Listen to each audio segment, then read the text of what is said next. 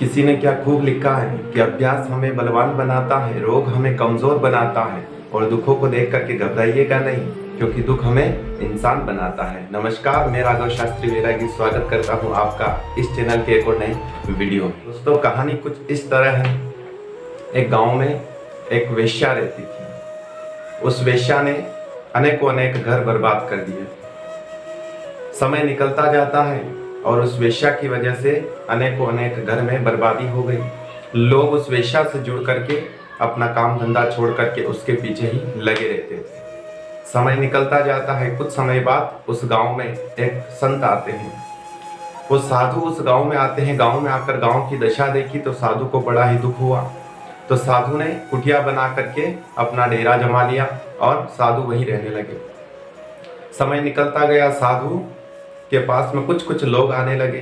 साधु अच्छे से उनको समझाते, जीवन के बारे में बताते, जीवन का उद्देश्य समझाते, सत्संग करते, भजन करते। इस तरह से लोगों को ज्ञान देने लगे। तो धीरे धीरे लोग उस साधु से जुड़ने लग जाते हैं। अब वेश्या ने देखा कि हमारे यहाँ लोग कम पड़ गए हैं, आना जाना लोगों ने कम कर दिया है और उस साधु के वहाँ पर जाने लगे हैं। तो वेश्या ने अपने लोगों से कहा कि जाओ, जाकर के उस साधु की कुटिया को आग लगा दो, जला दो। वेश्या के लोग जाते हैं और जाकर के उस साधु की कुटिया में आग लगा देते हैं। साधु की कुटिया जलने लगी। लोग इकट्ठे हो गए, भीड़ इकट्ठी हो गई। लोगों ने कहा कि आप इस आग को बुझाते क्यों नहीं? तो साधु ने कहा कि नहीं नहीं, ऐसा नहीं करना है। क्यों? क्योंकि आज हमारे घर में अग्निदेव आए हैं और हमें उनका स्वागत करना चाहिए, उनको यहाँ से भगाना नहीं चाहिए। ये हरि की इच्छा है, भगवान की इच्छा है, जो भगवान चाहे वही होगा। साधु ने इस तरह कहा। तो इस साधु की बातों को सुन करके लोग और भी साधु से ज़्यादा जुड़ने लगे, ज़्यादा प्रेम करने लगे। भगवान के प्रति ऐसा विश्वास देख करके साधु से लोग जुड़ने लग जाते हैं। दूसरे दिन, तीसरे दिन ही साधु की जो कुटिया जल गई थी तो लोगों ने दूसरी कुटिया बना दी और साधु की व्यवस्था पूरी पुनः कर दी। फिर से साधु ज्ञान बांटने लगे, प्रवचन करने लगे, लोगों को समझाने लगे। 3-4 दिन निकलते हैं।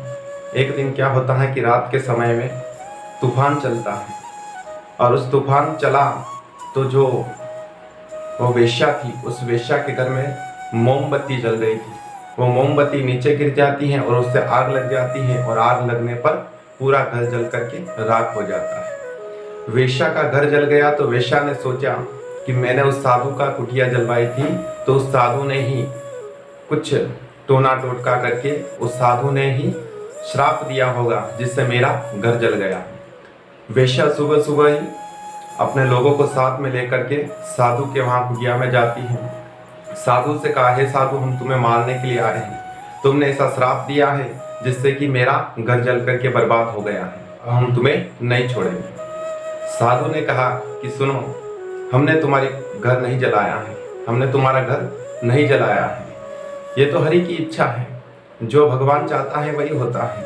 सुनो, तुम्हारे यार ने मेरी कुटिया जलाई तो मेरे यार ने तुम्हारा घर जला दिया, हिसाब बराबर हो गया, मैंने तुम्हारा घर नहीं जलाया है। साधु की ऐसी बात सुनी तो वेश्या को अपने अंदर घृणा होने लगी।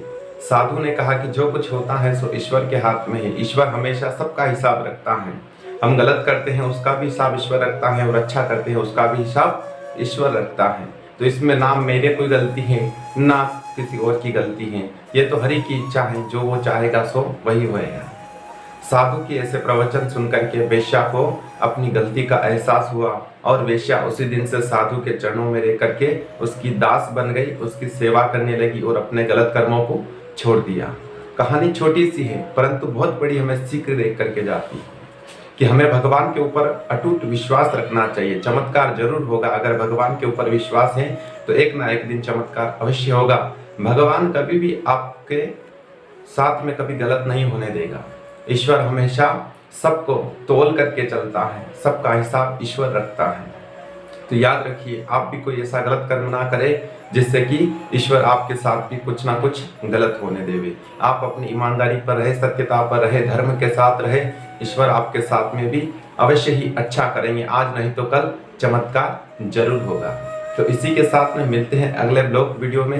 तब तक के लिए जय श्री राधे। जाते जाते एक ही बात कहेंगे कि कुछ कर दिखाओ ऐसा कि दुनिया करना चाहे आपके जैसा।